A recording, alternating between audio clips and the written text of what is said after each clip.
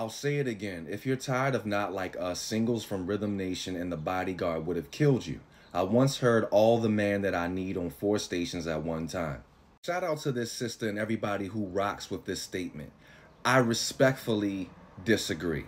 Even with these songs, these big songs at their highest height of popularity, pre-social media, pre-big internet, you were at the mercy of waiting for someone else to press play.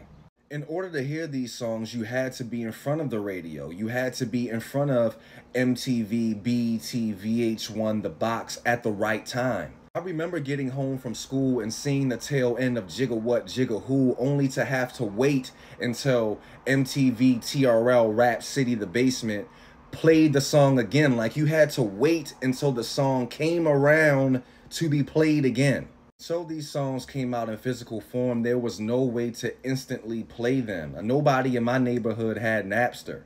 There was no Apple Music, there was no Tidal, there was no iPods, iPads. You know what I mean? There was no Spotify, there was no YouTube. Big songs back then didn't have the push, zeitgeist, or mania of social media. Keep in mind, Thriller, as big as that song is, it's probably the biggest song ever, didn't have social media. Like, yo, if Michael Jackson's 70s and 80s and 90s fans had social media, if Michael Jackson had social media, Thriller would have been the biggest thing to ever hit this planet. It would have had a pre and post event.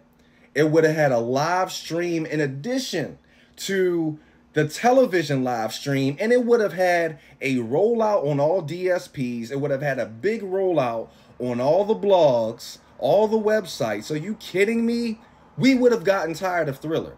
People would have gotten tired of Thriller. Social media just has a way of running any and every cultural moment into the ground.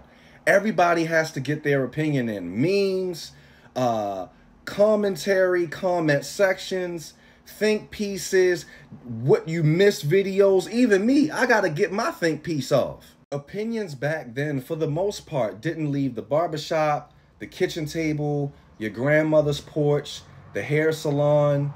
There was no way for everybody to have an opinion back then. If you wanted to have your opinion published back then, there were so many more hoops for it to jump through. Like, it had to be in a magazine, it had to be through a newspaper, BET, MTV, VH1, and even then, your opinion had to go through some type of newsroom manager, some type of producer, some type of director, some type of EP. Blogging itself was invented in the early 1990s, but it didn't really catch fire into like 1999, the early 2000s. So yes, because of the internet, I am way, way, way more tired of Not Like Us quicker than I would have been in 1994 or even 2004. I am way more tired faster. I am way more fatigued of any hit song nowadays than I would have been tired back then.